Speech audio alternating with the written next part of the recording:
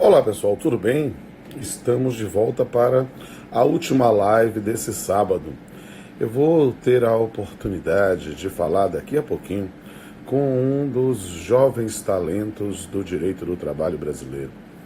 Ele é juiz do trabalho do TRT da 8ª Região, professor universitário, doutor em Direito e também membro da Academia Brasileira do Direito do Trabalho, um dos mais jovens membros da Academia Brasileira de Trabalho, um autor já respeitado, é o professor Dr. Ney Maranhão, uma grande figura, gente muito boa e que tem um grande conhecimento jurídico. Ele vai estar conosco daqui a pouquinho, né? Estou já esperando ele pedir aqui para participar ao vivo, né? Mas quero, nesse momento também, aproveitar a todos vocês, dizer, olha, sigam no Instagram, né? É Ney Maranhão. Já estou vendo a Jofrânia, a esposa dele aqui participando. Um beijo para você e vários outros amigos também muito legais. Olha o Ney aqui, já estou ouvindo aqui. Já vi o Cássio Brasil, o Lauro. Beijo a todos e todos. Vou ver se a gente bater esse papo. E enquanto ele está entrando, ele vai aparecer aqui. Olha ele aí, Boa doutor. tarde. Olha, boa tarde. Ele aqui é bonitão mesmo, vocês podem ver. Ele é Que o Clark isso? Kent do direito, parece aí com o Superman. E, meus amigos, É, todos vocês que estão me acompanhando aqui pelo meu perfil do Instagram, sigam o Dr. Ney Maranhão. Ele tem um trabalho maravilhoso do ponto de vista do direito do trabalho, uma atuação como magistrado muito forte. E aí eu quero que vocês acompanhem todos. Me sigam no R. Pamplona Filho, mas sigam o Dr. Ney Maranhão e sigam nossos dois canais no YouTube, o canal Pamplona e o canal Papeando com Pamplona. Daqui a pouco eu vou, quando terminar essa live, trata especificamente da ADI julgada ontem pelo Supremo Tribunal Federal, eu vou deixar salvo aqui essa live, vai ficar às 24 horas que o Instagram permite, mas eu vou fazer o download e colocar já na segunda, terça-feira, lá no canal Pamplona, e vai ser um prazer vocês poderem ouvir essa grande inteligência a serviço do direito. Meu amigo Ney, meu irmão Ney, meu confrade Ney, meu colega Ney, que bom fazer a minha primeira live com você. Seja bem-vindo Pois aqui ao é, meu perfil do Rodolfo. Instagram. Muito obrigado. Que convite honroso eu recebi. Fiquei muito feliz. Você sabe que eu te admiro há muito tempo. Você é uma É referência para verdade. todos nós, né? Você é uma personagem multitalentosa. Essa figura carismática, inteligentíssima. Aliás, você prefaciou meu primeiro livro 10 anos Verdade, atrás, lembra? Responsabilidade verdade. Civil Objetiva pelo risco da Eu me lembro atividade. quando a gente se conheceu. A gente se conheceu Foi? naquele congresso Novas Competências em abril de 2005, lá em São Paulo, no Teatro Cultura Artística. A Que minha memória às vezes é maravilha! estranha. Eu lembro. Eu lembro quando a gente se É uma conheceu. memória invejável, viu? Que Estamos. maravilha. Então eu quero te agradecer, Rodolfo. Para mim é uma honra, uma satisfação cumprimentar todos os presentes. Obrigado aí pela audiência, pela presença. E eu estou à disposição, Rodolfo. Na verdade, você Vamos, que manda aí, viu? tá Se eu certo. puder Vamos bater esse ajudar. papo. Eu vou até, enquanto a gente está fazendo aqui com o pessoal, né, eu vou colocar aqui embaixo, fixar na publicação, que o nosso Sim, tema sim. hoje é a DI 6363, né? Vulgarmente conhecido como ação direta de constitucionalidade, que o Supremo Tribunal julgou ontem. E aí é muito interessante, pessoal, eu deixo sempre os comentários abertos, para o pessoal poder entrar em contato. E, claro, o que der para a gente puxar e fazer a pergunta, ótimo. O que não der, não deixe de seguir aí, doutor Ney Maranhão. Você manda mensagem em box. Não deixe de me seguir também aqui no Instagram e nos canais do YouTube. Se você não conseguir localizar no YouTube, manda uma mensagem em inbox que eu mando os links para vocês, tá certo? Então, Ney, vamos conversar um pouco. Vou fazer uma Rodolfo, contextualização enquanto o deixa eu pessoal... Diga. só registrar aqui a presença de inúmeros amigos, viu? Professor Felipe Opa! Mendes, João Paulo Mendes, todos aqui do Pará, Ótimo. vários magistrados, Valternã, Silvana, vejo aqui acadêmicos, Guilherme Ludwig, nosso amigo, É né, verdade. baiano. Então, cumprimentar Olha todos que estão aqui. entrando aí. Olha, um monte de gente boa aqui. O Felipe Mendes vai entrar, inclusive, agora recentemente num projeto meu aí, dos meninos também que eu tenho no Trabalho em Talentosíssimo. Debate. Que Talentosíssimo, eu bacana. conheci ele em São Paulo, gente muito boa. Vou fazer uma live também com o Guilherme Ludwig. Já vou anunciar, viu, Guilherme? Vou dar spoiler, gente. A gente vai fazer uma análise da situação atual com base no filme O Poço, que todo mundo está vendo aí na Netflix. Então, nós vamos fazer. Vai ser muito legal para quem gosta dessa interface do direito do trabalho com a arte. É um filme forte, um filme pesado, e a gente vai comentar também. E tem muita gente boa aqui participando, já vi vários. Walter não foi meu aluno, inclusive. Exatamente. Foi meu aluno, gente Baiano. muito boa, baiano. Então, eu vi a doutora Flávia Grimaldi também aqui, que foi minha aluna, hoje minha colega, juiz do trabalho também. Tem um monte de gente boa aqui. Mas, olha, nós já temos mais de 100 pessoas ao vivo, né? E aí, nesse momento, eu vou fazer só uma contextualização, né, para a gente analisar a liminar, né, com os embargos declaratórios, e a decisão de ontem para uma perspectiva mais ampla. O que a gente precisa entender? Bem, eu tenho feito várias lives, eu sou do grupo de risco, então eu entrei numa maratona já. Estou isolado, então comecei a falar aqui. Às vezes teve dias que eu fiz 8 lives no mesmo dia. Então, que isso, Rodolfo? É um negócio realmente impressionante aqui. Essa aqui é a minha live número 69. 69ª live desde que eu entrei no isolamento. Olha a Rose, querida Rose, Aqui, lá desembargadora de Minas, professora. Tá ali. Opa! Um abraço aí, que quando eu tiver a oportunidade, quero conversar com todos e todas.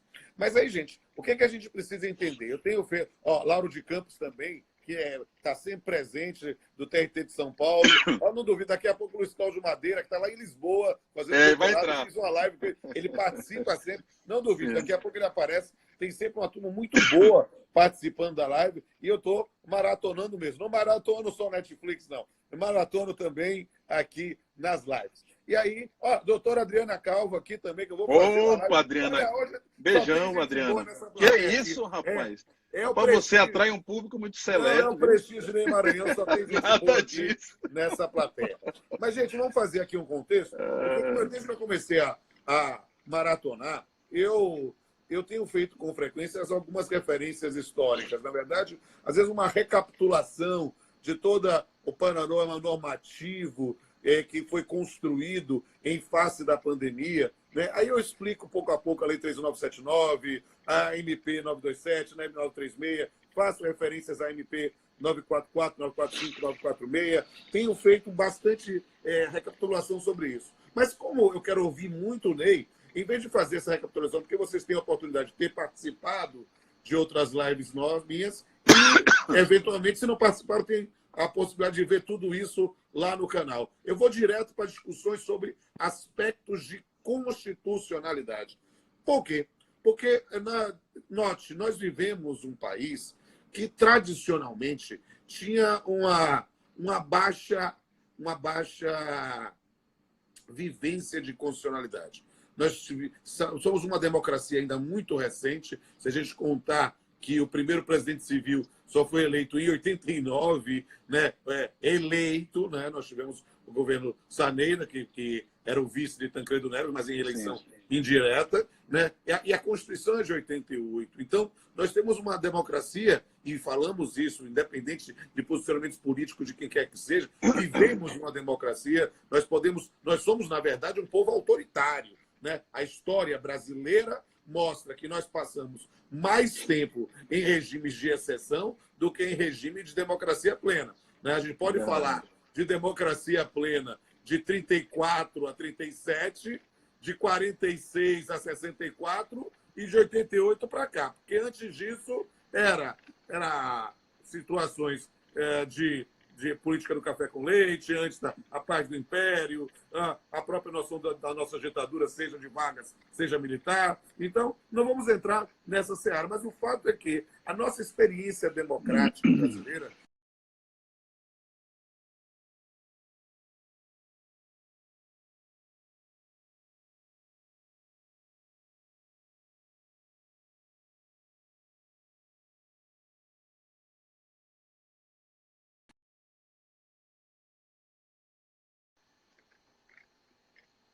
experiência de 30 anos é muito pouco para o direito. E aí, nesse ponto, compreender essa matéria é algo que a gente precisa ver, que a gente tinha um baixo nível de constitucionalidade. A gente não estava acostumado. Só que quem nunca comeu mel, quando come se lambuza, diria a sabedoria. É verdade. E aí, nos últimos anos, né, justamente pela noção da abertura, pela noção do aprendizado democrático, pela noção da própria ideia da proliferação das faculdades, da própria noção da vivência do direito no nosso dia a dia, nos últimos 10 anos, Ney, nunca se discutiu tanto direito no Brasil quanto agora. Né? Nós falamos de direito, as pessoas falam de direito na igreja, no mesa do bar, no estádio, tudo que é discutir, e as pessoas às vezes sem conhecimento nos grupos de WhatsApp. Então a gente fala de direito o tempo todo. E aí o que é que acontece?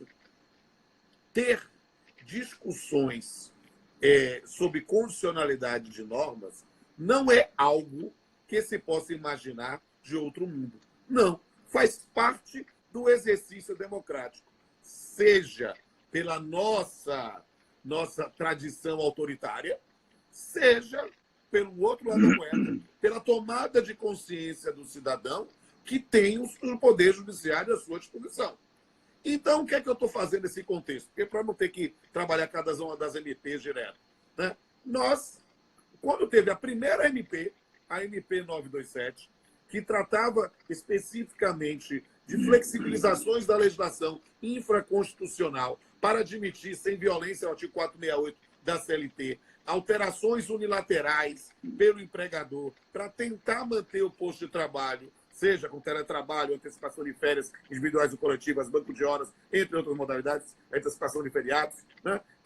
Mas, já no primeiro momento, tivemos uma ação direta de inconstitucionalidade, né? Que foi distribuída ao ministro Marco Aurélio, da Academia, inclusive, Brasileira de Direito do Trabalho. E aí o que aconteceu? O ministro Marco Aurélio deferiu as liminares da MP 927. Quando veio a MP 936, com o aspecto polêmico sobre a ideia de redução salarial pela via individual, né? Independente do posicionamento de cada um, há de se reconhecer que o tema era polêmico. Né? Aí o que acontece? Houve o ajuizamento da AD 6363, caiu com o ministro Ricardo Lewandowski, e ninguém estava esperando a liminar. Todo mundo estava esperando, ou não, acho que ele vai encaminhar para o Marco Aurélio, porque o Marco Aurélio já tinha falado, vai ser dado, vai ser. E, de repente, ele profere uma liminar, fazendo, segundo ele, uma interpretação conforme sem redução de texto, para dizer que o acordo individual direto não poderia produzir os efeitos por força do artigo 7º, inciso 6º e de todo o sistema normativo de direitos fundamentais, e proferiu liminar, que foi elogiada por muitos, criticada por muitos também. Houve a oposição dos embargos de declaração, em que ele negou provimento, mas fez os esclarecimentos que, na verdade, acabaram atendendo alguns dos pleitos ou não, né? Ou seja, aquela situação de julgar procedente em parte, dizendo que está julgando improcedente, né? E tivemos o julgamento quinta e sexta. Quinta-feira foi simplesmente o reforço da argumentação de Lewandowski como relator. Na sexta, vimos que a liminar caiu e a ação foi julgada improcedente por 7-3, reconhecendo a possibilidade de, através de um negócio jurídico bilateral, mas individual, se fazer a redução da jornada de trabalho com a redução proporcional do salário e a questão da suspensão. Pronto, chegamos, fiz o resumo todo em 10 minutos. A palavra é sua. O que você... Rodolfo, agora, assim, antes da gente debater aspectos relacionados à decisão em si, eu não sei se tu percebeste uma circunstância assim insólita, sabe? Uhum. Veja que na quinta-feira, essa sessão ela foi recheada de fatores, circunstâncias assim, muito interessantes. Primeiro, da sustentação oral? Não, eu estou falando assim, primeiro o tema, a dramaticidade do assunto, né? É porque a sustentação oral dela foi interessantíssimo também. Porque todo mundo achava que e a liminar ia ser mantida. Sim, Né? sim. Mas fala aí, vai falando. Eu falo essas fofocas depois, vai dizendo aí. Então, o que acontece? Além da questão histórica, né, do julgamento ser por meios telemáticos, não foi a primeira reunião do Supremo assim, mas é uma experiência bem interessante, né?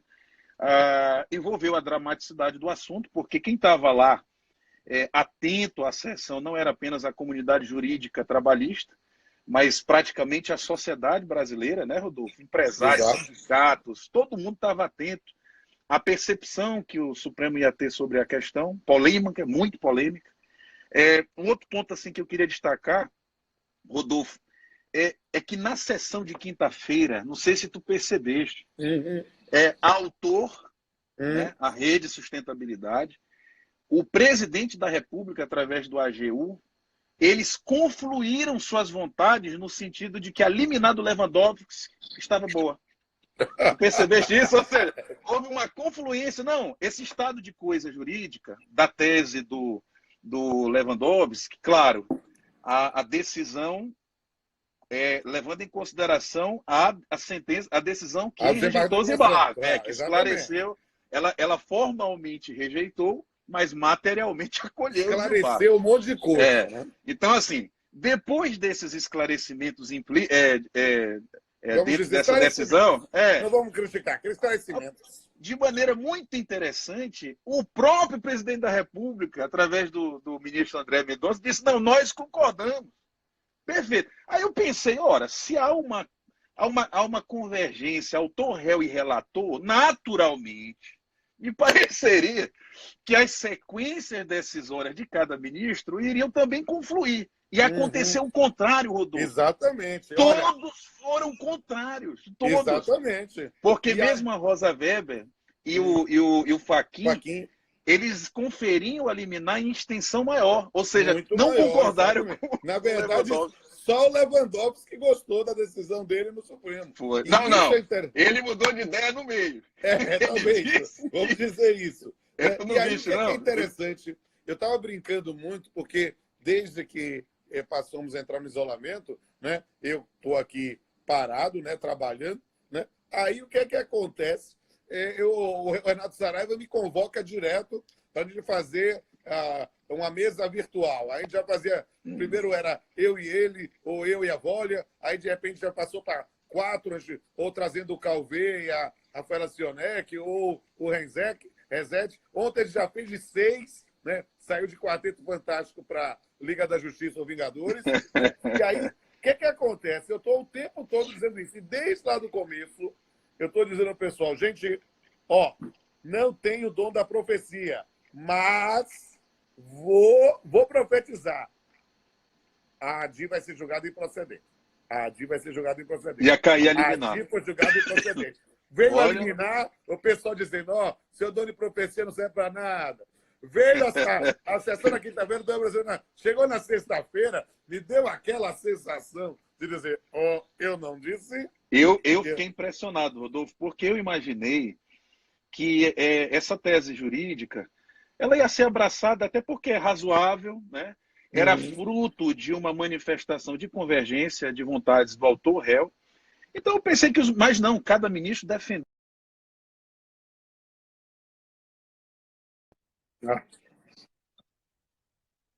Realmente foi muito interessante. E acabou que caiu a liminar, né, Rodolfo? E a tese, e o que ficou manifestado, Rodolfo, é que realmente os acordos individuais eles possuem plena validade jurídica no contexto pandêmico, né, para fins de redução salarial. Assim, a situação não é simples, né, Rodolfo? A gente precisa partir, eu acho que... Eu não sei se tu vai querer dar uma dinâmica, alguma coisa. Eu quero discutir aqui contigo, na verdade, os efeitos. Nós podemos falar do doutora Rosita, nossa confreira lá da academia. Um beijo para a Rosita, olha só, preciso fazer querida uma live demais. Com a Rosita também aqui. Rosita, depois me manda uma mensagem em box aí para a gente fazer uma live. E aí, o que é interessante, querido? A gente perceber essa aplicação de realismo jurídico, de consequencialismo. Olha quem escreveu aqui, nossa colega lá do TRT de Pernambuco. Mas o que é interessante ver? Bem, a gente pode falar ainda um pouco mais sobre o julgamento, mas eu queria já pensar nos efeitos desse julgamento. Por quê? Porque eu vou fazer, inclusive, uma live com a Adriana Calvo, que está aqui também, um beijo para ela, né? Vou falar sobre, por exemplo, a questão do teletrabalho. Por quê? Porque eu estou querendo discutir com vocês algumas coisas dos efeitos da 9236, mas também casando com a 927 dentro desse universo. O que é que você acha, meu amigo? Eu queria saber a sua opinião. Porque no debate ontem, lá está dividido lá. Eu e o Renato Saraiva de um jeito, a Vólia e a Rafaela no outro, o Calvê tendeu também para a Vólia, mas quero saber de você.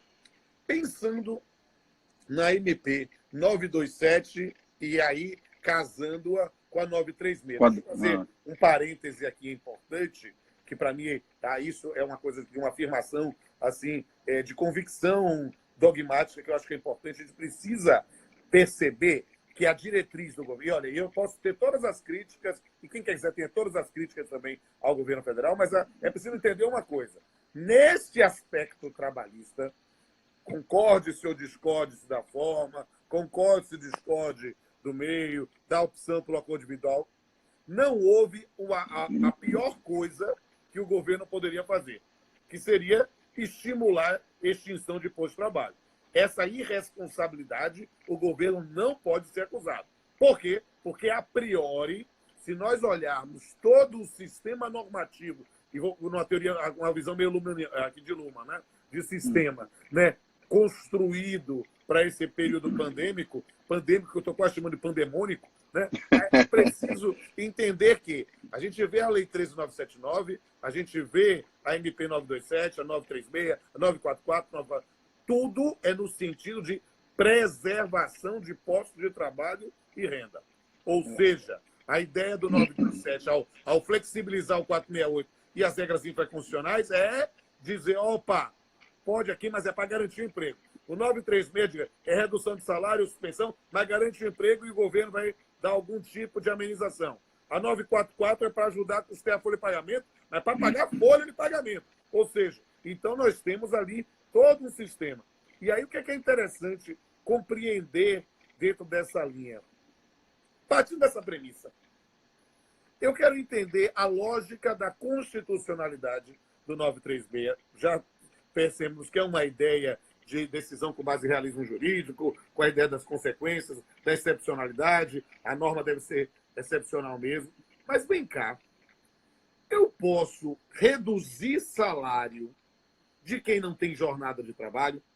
A minha pergunta especificamente, pensando no 62 ou pensando no teletrabalho, não quero pensar naquela situação excepcional da própria MP 927, de quem trabalhava na empresa e passou a ser colocado em teletrabalho, no equipamento, não. Ali faz sentido porque era uma situação peculiar. Quem já era de teletrabalho antes, ou quem já era autoempregado, ou quem já era trabalhador externo, e que não tinha controle de jornada de trabalho, não estou falando das fraudes, não estou falando das situações das pessoas que enquadravam no 62, mas que na prática exercia algum tipo de controle. Situação de controle.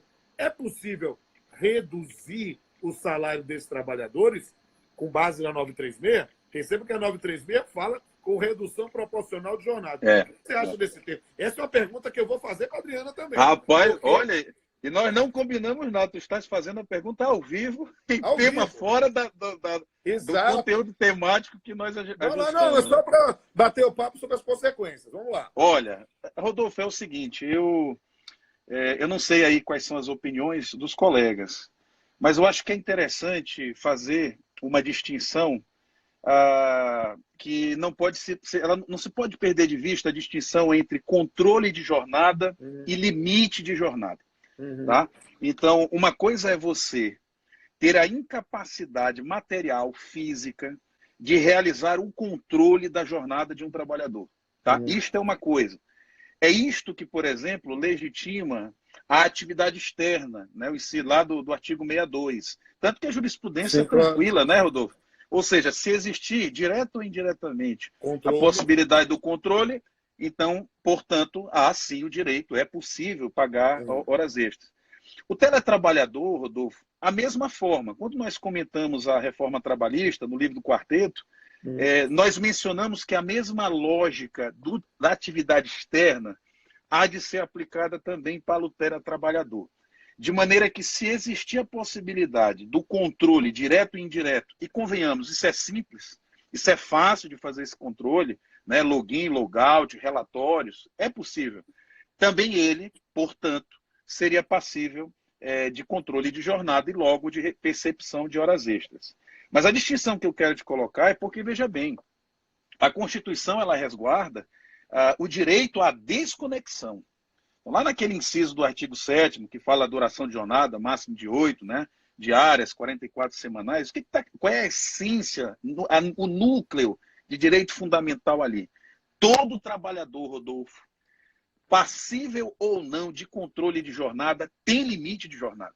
Porque senão nós chegaríamos à conclusão desarrazoada de que simplesmente por ser teletrabalhador, ou simplesmente por ser trabalhador externo ou gerente, essa pessoa poderia trabalhar de forma ininterrupta, por qualquer quantidade de hora que fosse possível.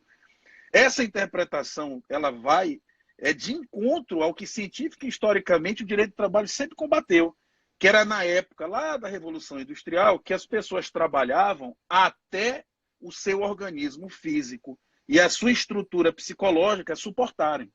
Então, não é isso. Então, a atividade externa, teletrabalhador, Rodolfo, eles têm limite de jornada porque eles também têm direito à desconexão.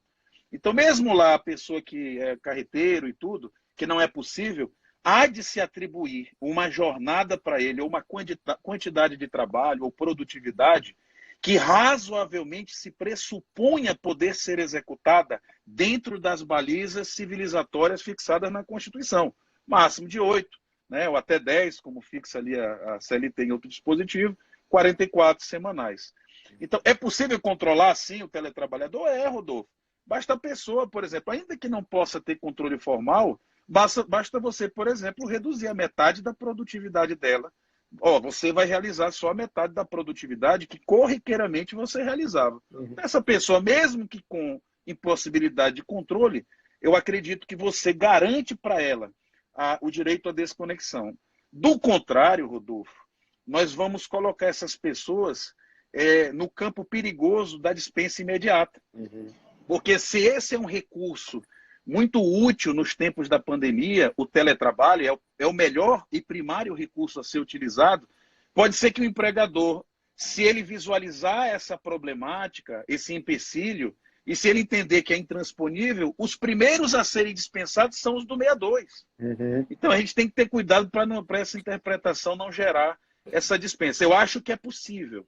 Com um pouquinho de paciência, de jeitinho, eu acho que mesmo os típica e genuinamente incertos no 62, eles, por terem direito a limite de jornada, apesar de não ter controle de jornada, você também vai poder fazer redução de salário proporcional a essa jornada. Esse é um tema fascinante, eu já estou fazendo a propaganda aí, que eu vou discutir isso com a doutora Adriana. Eu não perguntei a tua posição. Qual é a posição?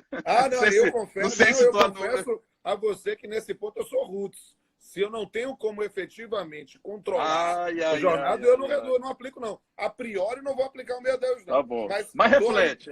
Não, aí. Tranquilo. Para mim é ótimo. Nada nos é pertencente, senão nosso pensamento.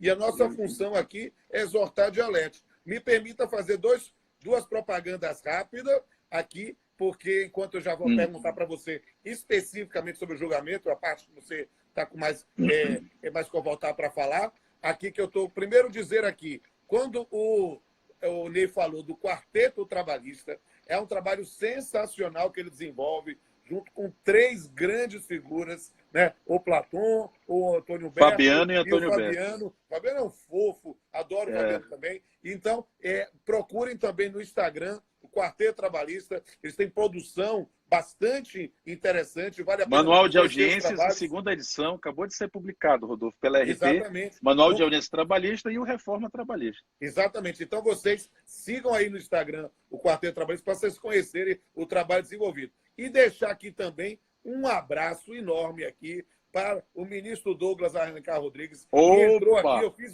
uma live com ele ontem. Ele está já bastante antenado agora também na parte Ministro Douglas, confrade Douglas. Está participando aqui também. E também aqui a nossa com Freira Carolina Tupinambá, que eu vou fazer também uma Carol. live daqui. Você está, assim, super prestigiado, rapaz. Ontem eu fiz uma live com ela. E ela é ótima, fofa também. Então, meus amigos, então, participem também, além de seguir o Ney Maranhão aí no Instagram. Professor Dirley da Cunha Júnior aí, rapaz. Dirley, claro, fiz. Dirley é meu confrade na Academia de Letras Jurídicas. Eu estou presidente da Academia de Letras Jurídicas no segundo mandato, e o Dirley, pelo segundo mandato, é meu diretor de biblioteca, nosso constitucionalista amor aqui da Bahia. Grande constitucionalista. Figura. Grande constitucionalista. Já fiz, inclusive, uma live com ele sobre controle de constitucionalidade. Recomendo que você faça também, né? Porque é sensacional. Foi uma aula. Estou dizendo para os meninos lá, a gente tá em trabalho remoto, eu estou em constitucional, veja a live lá com o Dirley, que está sensacional, está no meu canal, canal Pamplona, e no canal Papel com Pamplona. Ney, vamos voltar a falar sobre o julgamento. Na sua visão, nesse aspecto do julgamento, quais pontos mais você gostaria de destacar? Estamos já com meia hora de live, então vamos lá. Eita, vamos lá. Rodolfo, assim, bom, é difícil falar, porque você tem vários fios, né? A alinhavar aqui, puxar para poder construir o argumento. É um hard case, né?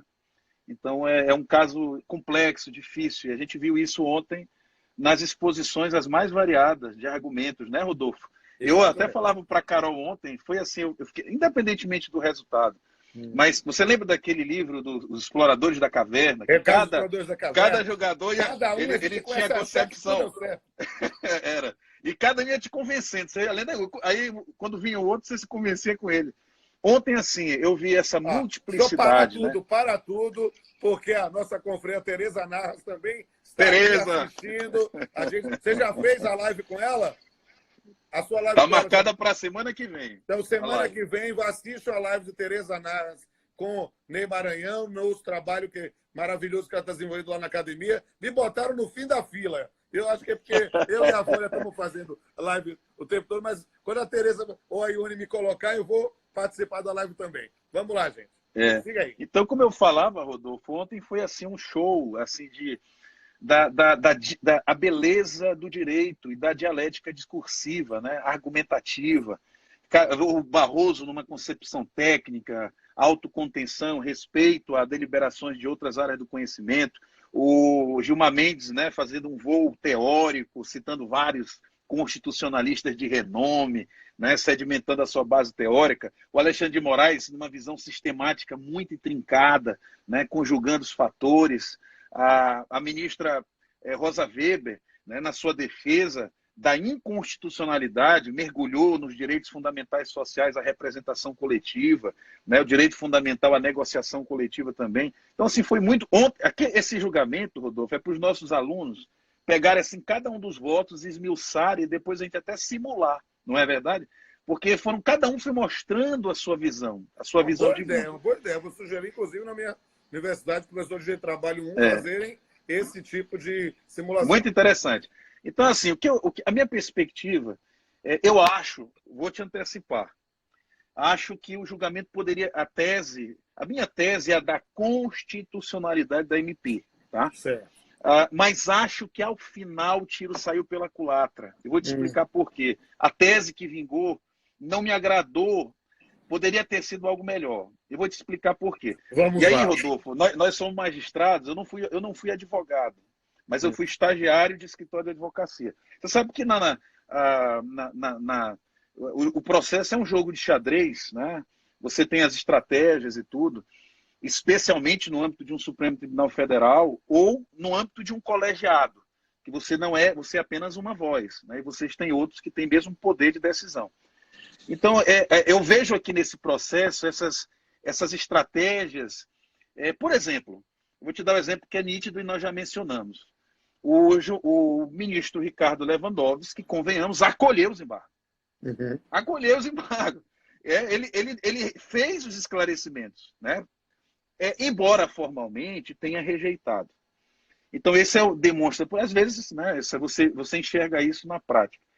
Qual foi a tese que passou, Rodolfo? A validade jurídica plena, imediata dos acordos individuais.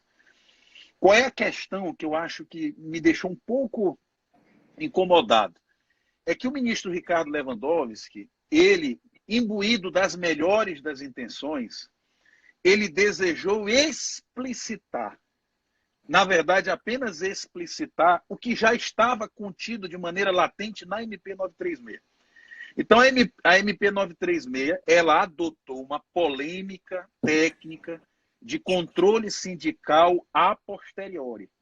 Então, ela deu prevalência ao acordo individual, mas, ao mesmo tempo, ela reduziu os prazos de negociação coletiva lá do 617, garantiu um vínculo de emprego durante um período, né, um período de garantia de emprego, deu benefício especial, criou uma malha, uma rede relativamente protetora e determinou que o empresário encaminhe esse acordo individual não apenas para o governo, mas também para os sindicatos.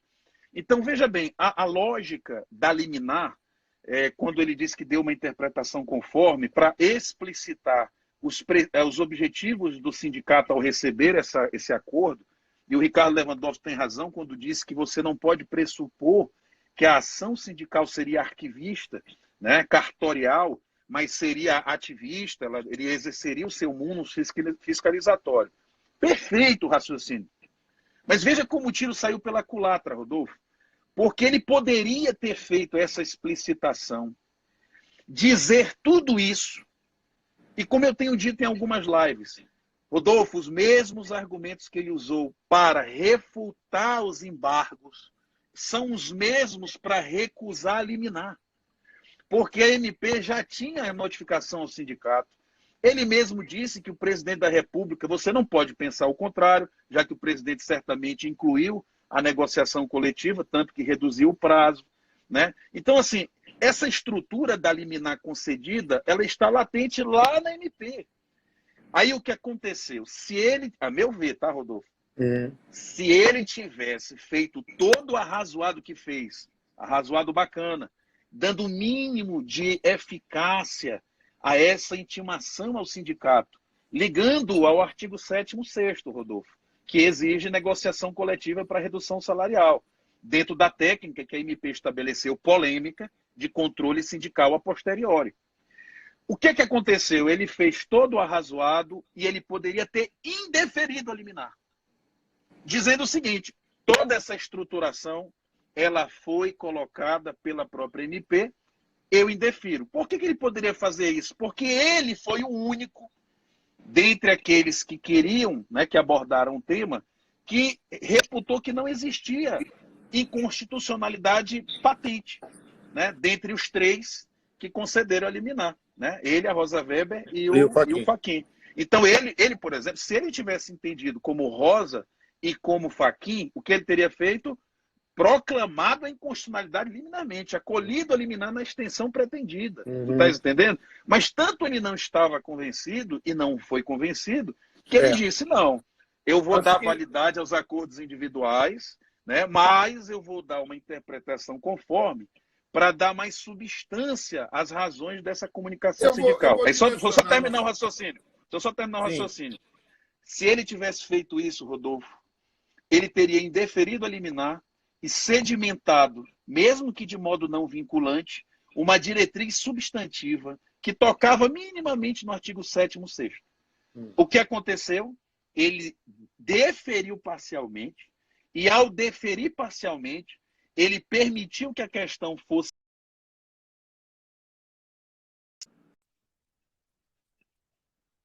de intimar o sindicato. É totalmente despiciente. Acordo individual vai valer por si em si. Aí o tiro saiu pela culatra. Tu tá entendendo? Porque foi tirada a própria eficácia que estava na MP, mas que ele, ao conceder a liminar, acabou oportunizando que o debate fosse levado para o plenário e então caiu aquilo que eu achava extremamente relevante, que era essa conotação de controle a posteriori. O que se debateu no plenário ontem foi a validade pura e simples do acordo individual, né, em contexto excepcional pandêmico. Esse foi o tema tratado. Certo, mas aí o que eu quero tendo julgado improcedente a agir, mas mantido a agir em todos os seus termos, a questão jurídica agora a ser tratada, e eu acho que isso vai ser interessante, talvez até para ter alguma divergência aqui, qual é a natureza jurídica no sentido de o que é isso para o direito e pensando também qual a finalidade que continua existindo da comunicação ao sindicato no prazo de 10 dias. Que continua. A 936 continua isso. E está lá. Qual a finalidade jurídica? Qual a finalidade? Vou discorrer, então, sobre isso, sem pensando. Por quê? Porque parece, dentro dessa linha, que o que é que eu acho que é esse prazo de 10 dias? Um abraço aqui para o nosso confrade Gilberto Stumer, também, que a academia está em peso. Grande abraço, Gilberto. Também um abraço para o Marcos Avalone, lá do Mato Grosso, está participando aqui também. E aí, o que é que eu acho? Parece-me, meu amigo, que esse prazo de 10 dias, definitivamente, não é um prazo cartorial, não é um prazo registral, não é um prazo simplesmente de controle de documentação, porque não é nem papel do sindicato fazer isso. Mas não é como ficou na liminar, na parte, vou chamar liminar parte 1, parte 2, como era na liminar parte 1. Né, requisito de validade, né? De convalidação, a expressão utilizada na liminar parte 1 era convalidação ou assumir a atividade. Eu, como professor de direito civil, eu gosto de esmiuçar isso, porque a maior parte dos trabalhistas não estão muito afim de discutir isso. Mas dentro da teoria do negócio jurídico, pensando em ponto de Miranda, quando a gente individual, coletivo, em convalidação, a gente está falando de forma distinta de assumir a negociação. Porque convalidação é requisito de forma, é chancela, é como homologação. A ideia de assumir a negociação é literalmente atuar como sujeito para o estabelecimento aí de um acordo coletivo ou de uma convenção coletiva. Então, a pergunta para mim, e eu já vou trazer a minha visão, e aí tem espaço para dizer, porque já estamos com mais de 40 minutos de live. Passando rápido. O papo é bom, passa que a gente sente. Então, o que é que acontece? Parece-nos que a ideia, efetivamente, é isso que eu quero mostrar. Porque as pessoas... eu não tenho problema com a declaração de constitucionalidade. Eu até propugnei sempre por isso, entendendo a situação, talvez de um realismo jurídico, talvez dentro da situação pandêmica. Eu não tinha problema com isso. Mas me incomodou profundamente na parte. E aí, você elogiou muito os votos como construções autônomas, mas me incomodou algumas manifestações em se interpretam, vamos dizer assim, aquela expressão, dizer, argumento obter dictum, né, como a gente fala obter dictum. Exatamente, que olha, que o sindicato não tem estrutura, ou que o sindicato está cobrando, ou a situação. Perceba. Uma crítica sindical duríssima, né, pelo ministro Fux. Esse tipo de crítica é, na verdade, tirar o foco. Porque sindicato que cobra para fazer negociação está cometendo ato antissindical. É verdade. Então, a ideia do sindicalismo de verdade não é para isso. Essa aí é para ser denunciado pelo Ministério Público do Trabalho, para tentar combater. O sindicato tem que atuar num protagonismo da linha das convenções 98 e 54, para tentar buscar melhores condições, ganhar legitimidade na sua atuação, para ganhar respeitabilidade.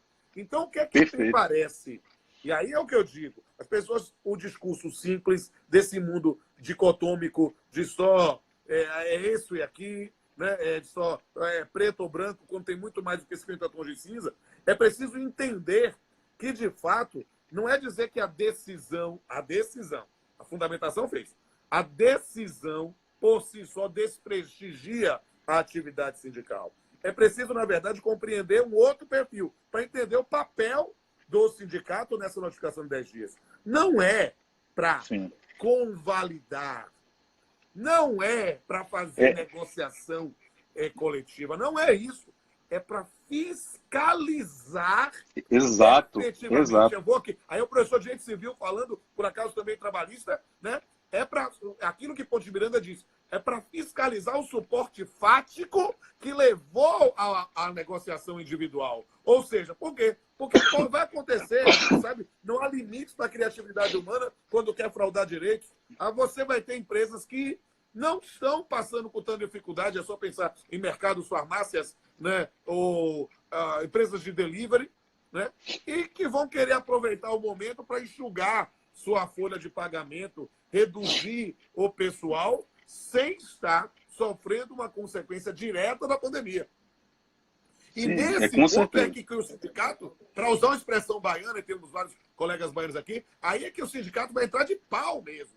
Por quê? Porque nesse ponto, para denunciar, para verificar a situação de um desvio de finalidade da negociação individual.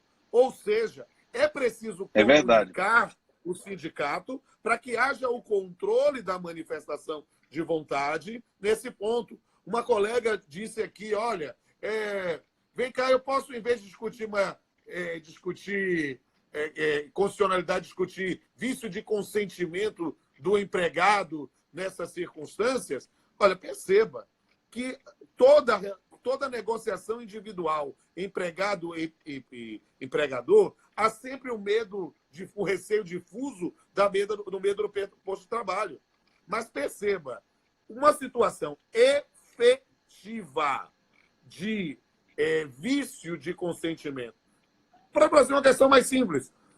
Devidamente Houve comprovada no a caso redução concreto. de salário, houve a redução de salário, mas não houve a formalização sequer por acordo individual.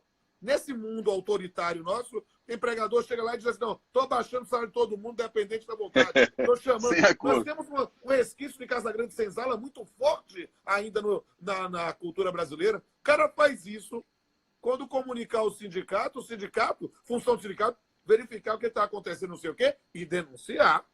Aí sim. Exatamente. Perceba, não é a simples redução, o fato da redução, porque redução ninguém quer ter salário reduzido, mas a ideia da redução é para proporcionar a continuidade do posto de trabalho, a continuidade da atividade econômica. Então ninguém vai reduzir salário feliz. Mas é preciso que feche a vontade. Em Rodolfo, é preciso deixar bem claro que, mesmo após a decisão do Supremo ontem, as funções sindicais fiscalizatórias elas são mais imprescindíveis do que nunca. Mais. Então, em nenhum momento se caiu. Isso não caiu na decisão, né, de ontem. Pelo contrário. Então, os sindicatos, eu digo que este é o momento dos sindicatos demonstrarem e recuperarem sua legitimidade representativa e sua autoridade social. Esse é o momento. Tem muitos sindicatos que estão... Tem sim sindicatos aí que estão fazendo besteira, mas tem muitos sindicatos sensíveis, estão procurando os empregadores, estão convalidando os acordos individuais, percebendo, né, a boa-fé. Agora, é claro, se, num caso concreto, se visualizar, você não pode presumir o vício de consentimento, né, Rodolfo?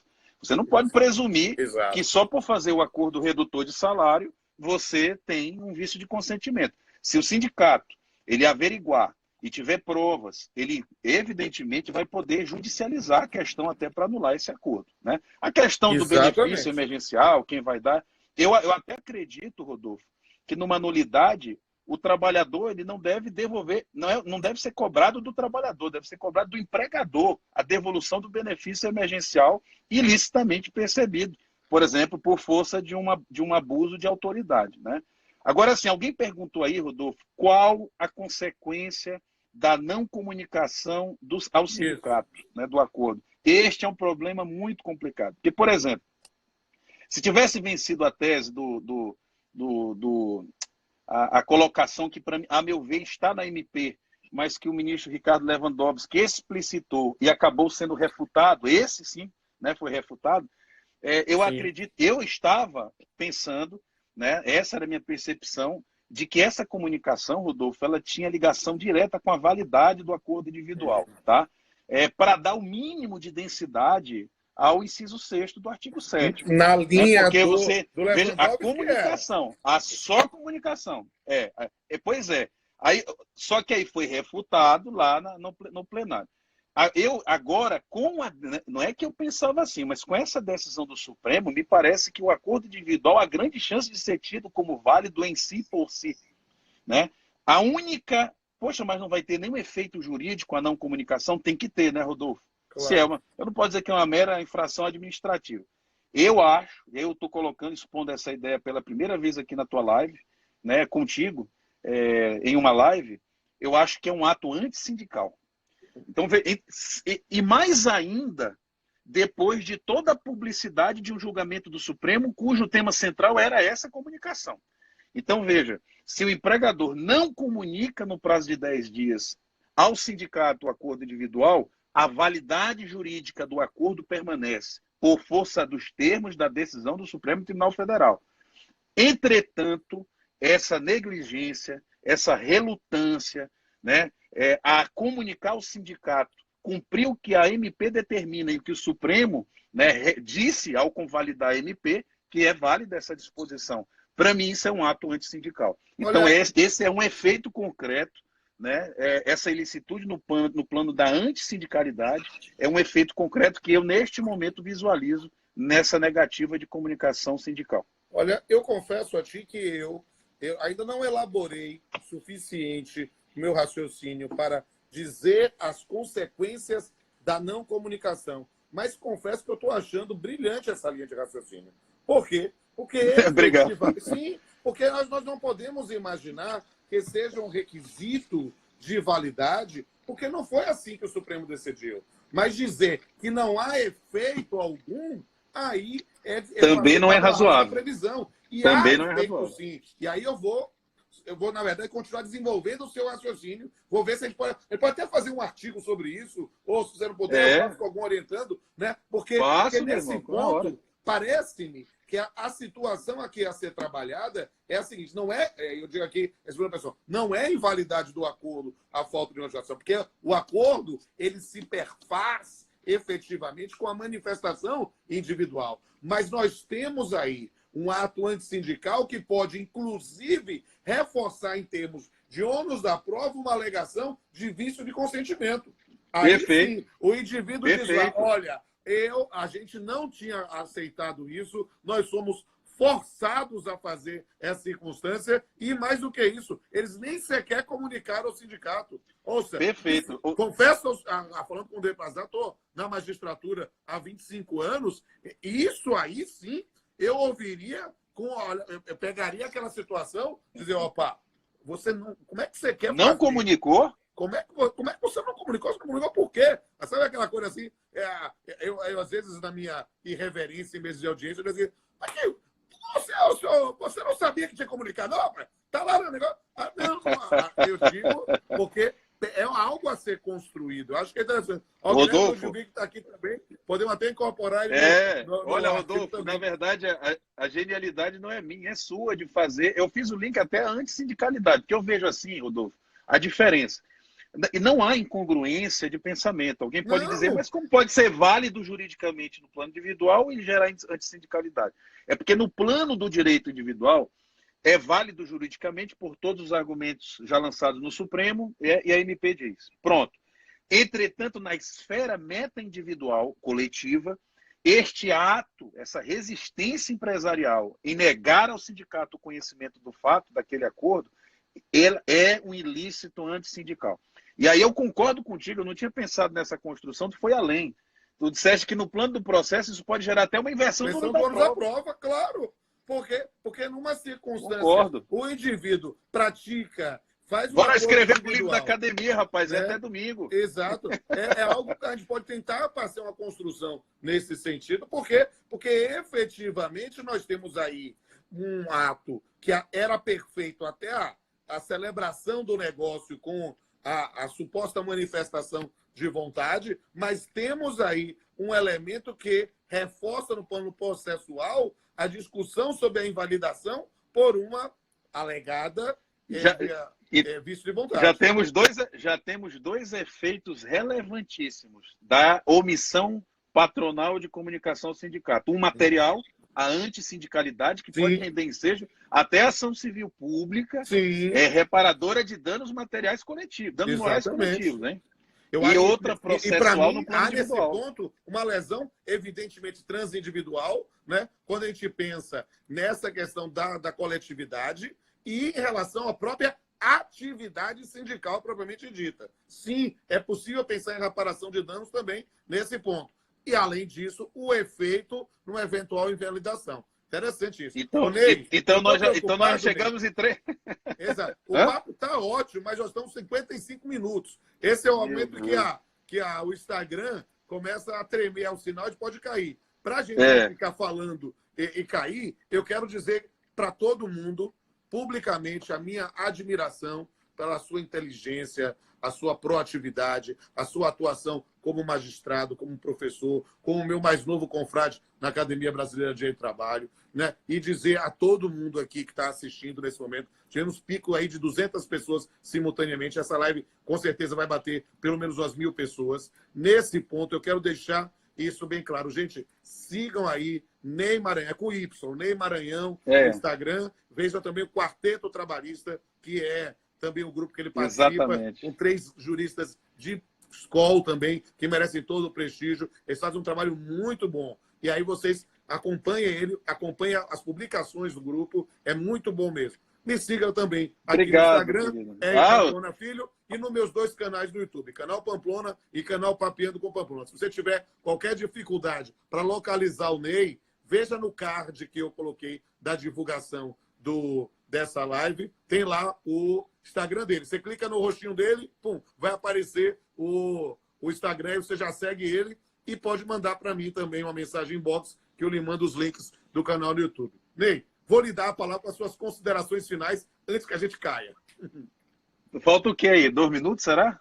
2 minutos. Do 4 a Eita! Mas começa a falar logo, senão a gente cai. Eu queria agradecer, Rodolfo, claro, né? Dizer que a minha satisfação e alegria correu tão rápido esse tempo, uma hora tão curta. Mas foi muito gratificante. Veja que quantas ideias surgiram aqui, né? Quem sabe a gente consegue construir um texto rápido. O nosso livro lá da academia, que vai sair sobre o coronavírus, né? É um spoiler aqui, né? Mas se não der agora, quem sabe um pouco mais na frente.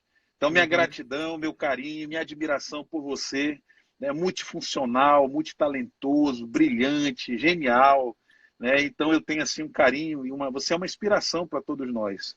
Então, ouvir esse elogio de público vindo de você, para mim, é uma medalha, né? É uma medalha de honra ao mérito, né? Que imerecida, mas devido à nossa amizade, com certeza, viu? Obrigado pelo carinho. Receba seu galardão merecido, meu irmão. E vamos em frente. Muito obrigado. Um grande abraço a todos e todas. Repito, essa live vai ficar disponível aqui no meu perfil no Instagram por 24 horas. Vou fazer o download e vai lá para o canal Pamplona. Você já se inscreve logo, já clica naquele sininho. Tem um sininho lá, que aí você recebe na hora que entrar no ar. Tá certo, gente? Um abraço, Ney. Deus te abençoe. Sigamos em frente. Tchau, meu amigo. Deus te abençoe. Tchau, tchau. Abraço.